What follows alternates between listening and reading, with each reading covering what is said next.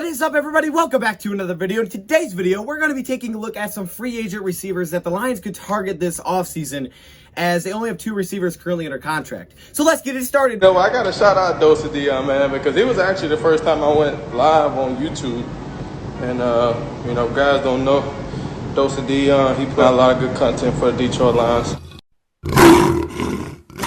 Welcome everybody to another video. Glad you guys are here. Now before we get this video started, I do want to let you guys know, if anybody follows the DoseOfDion gaming channel, which is our gaming channel, I do have a little update over there, so if you guys want to check it out, for Madden NFL 21 online franchise. So go check that out if you want to see the little update on that. Also, I want to show you this. All right, this thing right here. Now this is my microphone, and it's also a headset. Okay, so I got a microphone and a headset here, but watch this. Watch this. Does it not look like a robot a little bit?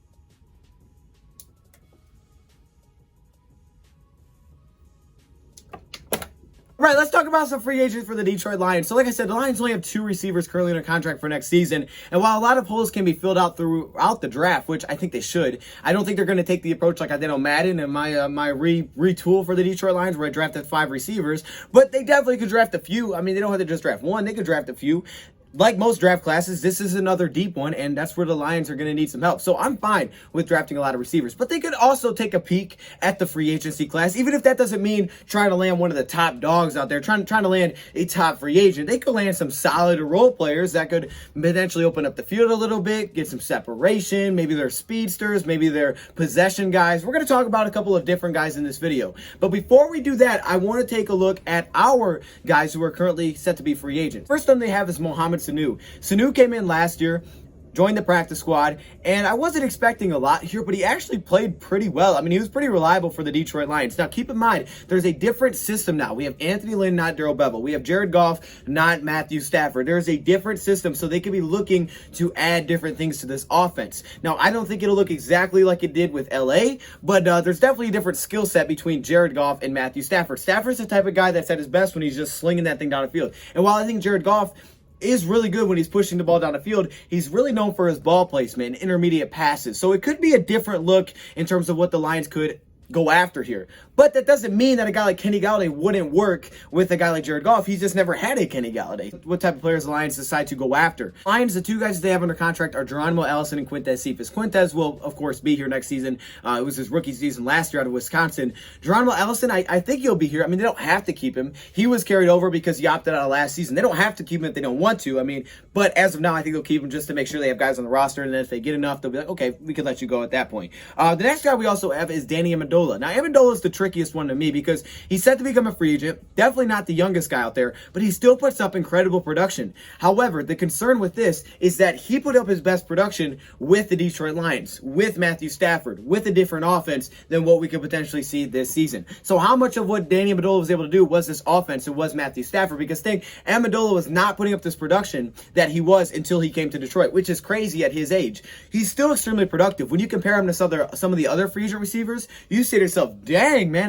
those are some nice stats. I like Amendola. The guy's reliable. He makes big plays. He's not going to do anything crazy, or he's not going to make any, like, whoa, did you see that one on the highlight on ESPN Top 10? You won't get those. But you are going to get a reliable player that can also throw the football. I don't think the Lions will resign him. I think they'll probably look younger, but I'm just saying, he's a tricky one. I think they'll let him go, though. Also, Marvin Jones Jr. Now, I love me some Marvin Jones Jr., okay? But I have a feeling Marvin Jones Jr. is gone. While I don't think he'll get paid as much as like a Kenny or Will Fuller or something like that, I think he's probably going to get paid a pretty good amount. I mean, he's not the youngest player, but he still puts up really good production. And depending on what team it is, he could be a number 1 receiver. He can be a number 1 receiver as long as he can stay healthy.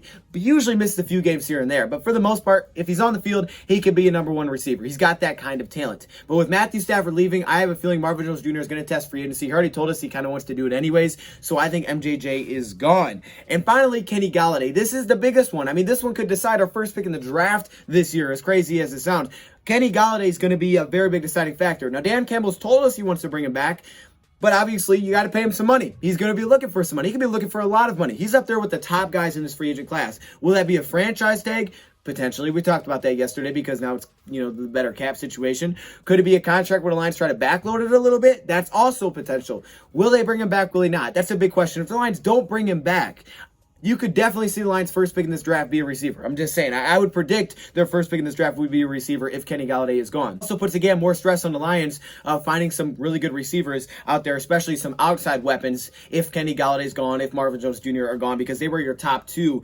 And Danny Medola was your third. So yeah, I mean, you're definitely losing a lot of production. So it's going to look completely different in 2021. So let's take a look at some of the receivers that I have on here that I think the Lions could potentially look to target this offseason. These are players that I think are realistic, not super expensive, but also can serve different types of roles and have different types of play styles that could potentially fit the offense that the Lions are looking for and be a nice targets for Jared Goff. But I'm not exactly sure what the Lions are going to be looking for in receivers. It'll be interesting to see what they target. But here's some options that I think they definitely could. Receiver coming out of Jacksonville, Dede Westbrook. Now, I'm pretty sure he's coming off an ACL tear because he did only play in 2 games, which is concerning.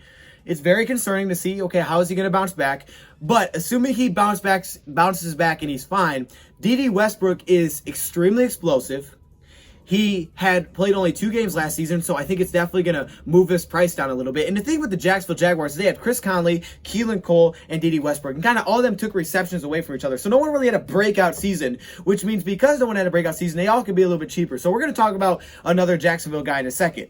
But Dede Westbrook is extremely explosive. He's good after the catch, and he gets a lot of separation. That's the thing. He's only 27 years old, 6 foot tall. From 2017 to 2019, Dede Westbrook was behind Davante Adams in terms of separation. He was in the top 15 with running backs and receivers in terms of separation. I mean, that's impressive. Just behind Davante Adams. Not for number 1, but on the list, he was just behind Adams. That's very impressive. Like I said, he's very far after the catch. And before this injury, he had some nice numbers he put up. Back-to-back seasons of 66 receptions. Back-to-back seasons of catching 65% of the passes thrown to him. A year with over 650 receiving yards and a year with over 700 receiving yards. So he was actually a healthy scratch. This guy didn't get injured until week 7, right? And he only played in 2 games. With Laviska Shenault, Chark having an incredible year, he wasn't even seeing the field that much. I mean, I think his price tag is to be super low, and that means the Lions have an opportunity here to take him out of Jacksonville, bring him to Detroit, give him an opportunity, and I think the talent is all there. He just needs an opportunity. Next up, another Jacksonville guy, I gotta name him. It's Chris Connolly. Now, he could play on the outside. He's 6'3", 28 years old, and I know the Bears are looking at him, looked at as a guy that has the same talent as a player like Allen Robinson, but Chris Connolly is a really nice player with a lot of size, and he has a very nice wide radius to where he can catch passes. So that's kind of exciting. I'm pretty sure before he hit this open market this season, he signed like a 2-year, $5 million deal, something like that. I'll have to double check, but it wasn't super expensive. I also don't think he's uber talented. I don't know why people say that, but I thought I'd say it. But he can play on the outside, and the Lions could use some outside threats if they lose Marvin Jones and Kenny Gallady. Now, the thing with Chris Connolly, here's another little side note, is actually when he was drafted by Kansas City in the 3rd round, guess who was there? I mean, can you guess it? John Dorsey. John Dorsey was with Kansas City when they drafted Connolly. So it just makes me think that potentially the Lions could be interested. John Dorsey makes a push and he's like, hey, I liked that guy when we came out of the draft. See, Connolly, even though he's 6'3", he got like a 4.35 40 time. So he has that deep threat speed to just go deep on you. It's a lot of the intangibles that he kind of has with himself. Like I said, the wide radius, the catching ability to, track the ball in the air. Some of the issues are, he's not the best run after the catch kind of guy. He's actually not bad at it. I think he's pretty good at it when you think about a 6'3" guy on the outside. He's actually not bad, but he's not the best at it. Also, he doesn't win tons of contested catches. He's not your prototypical, hey, you're big, throw it up and go get it type of guy. He's not really built like that, so that's something that he kind of lacks in his game. But I don't know if the Lions necessarily looking for that or not. He's not Kenny Gallady. Let me just say that. He's not Kenny G. He's like different. He's tall, but he's just a little bit different of a style. So that is Chris Connolly from Jacksonville. Next up, this is literally Marvin Hall with a different name. This is Kalif Raymond. Okay, I would love to bring Marvin Hall back. I'm just saying. I'm pretty sure he's going to be a free agent. But if we don't, Kalif Raymond is like the heir apparent to Marvin Hall. Like literally the exact same thing. The last 2 seasons, only 9 receptions in each season. But he is so fast. He ran a 4.3 40. All he is a deep threat. That's all he's been with Tennessee. They have A.J. Brown and they have Corey Davis. Then you have this guy, Kalif Raymond, that all of a sudden just gets deep and everybody forgets about him. Just like Marvin Hall with the Detroit Lions. The thought is, though, what if we give him more production? They haven't targeted him or used him that much, but what if they do get him more involved? He's going to be super cheap to me because people don't really know about him. Like Marvin Hall, people don't really know about this guy. So I think he's going to be very cheap. But the thought is, remember Marvin Hall stepped up because we had injuries and Hall had to take over a big role and he looked pretty good? That's the thought with Raymond. Well, what what if we just give him more production? I mean, he could be a deep threat, but what if we just get him more involved? He's not a number 1 or a number 2. He may not even be number 3, but for his price tag as a 4 or a 5, someone that you can put out there and stretch the field, I do like the thought of it because I think he's going to be extremely, extremely cheap for the Lions to target.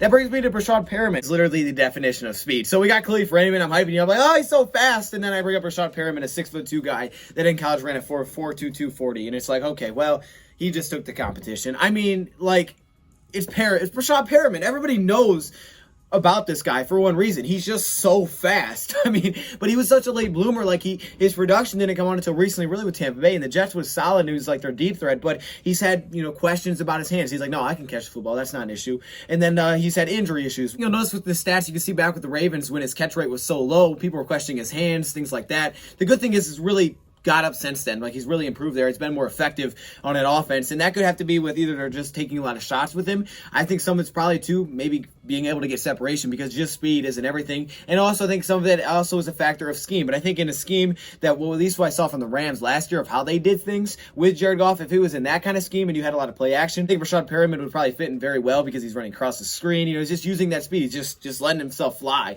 And I think that's where he'd be actually very effective in that type of offense. I'm not exactly sure what it's going to look like this year with Anthony Lynn and also with Jared Goff. We may have to try to do a video on that or something. I like he has a lot of drops. I'm pretty sure in the last 3 years, he's only had 3 drops. I mean, that's not a lot at all. Because I think him missing a few games a year will probably make him a little bit cheaper. And Rashard Perriman, I don't know about you, but every time I think of him, I think of a really old guy. But he's not that old. He's only 27 years old. That brings me to Kendrick Bourne. Now, Kendrick Bourne had a really good season last year with San Francisco. And unfortunately, that means his price tag could go up. Kendrick Bourne, I'm pretty sure, was an undrafted player for San Francisco. That was always reliable. And a lot of 49ers fans liked him. Kendrick Bourne is 6'1", 203 pounds. He's only 25 years old. A lot of Niners fans like this guy.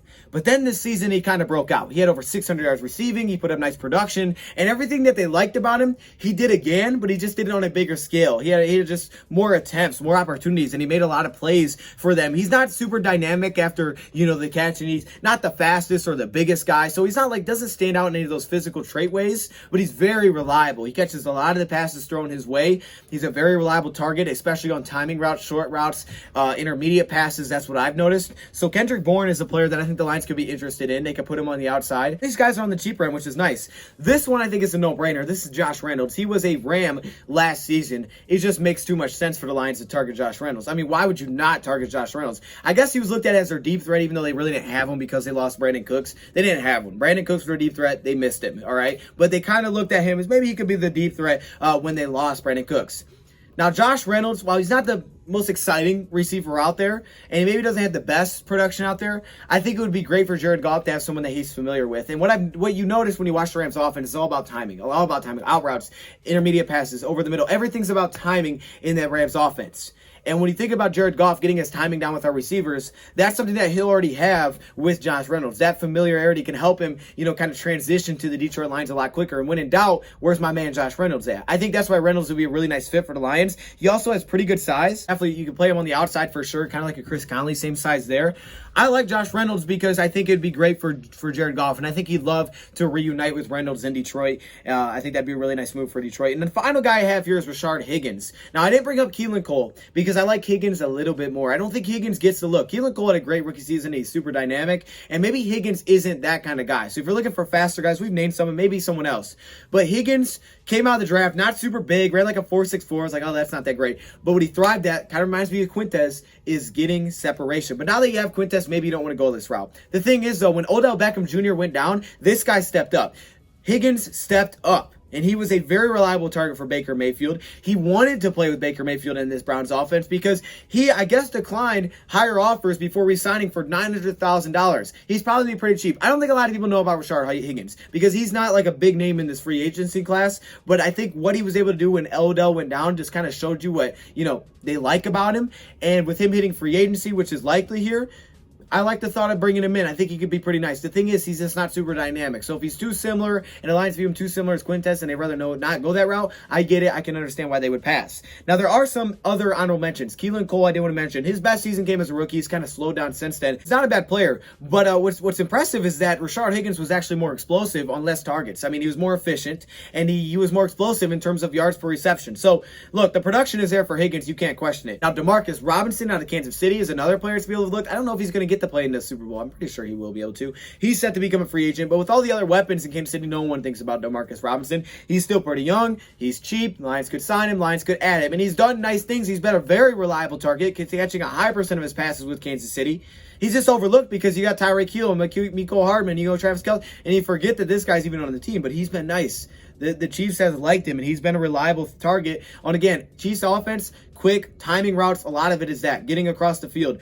I think Demarcus Robinson could fit that mold, and again, he could play on the outside. Nelson Agholor. Now, Agholor scares me a little bit because before he went to the Raiders, I know he had some drop issues. He's a very interesting character. I guess he blew up in the locker room after the Raiders season because he was mad at how it finished. The story I've read is that basically he went to the Raiders locker room and he told everybody they sucked. He was telling players they sucked.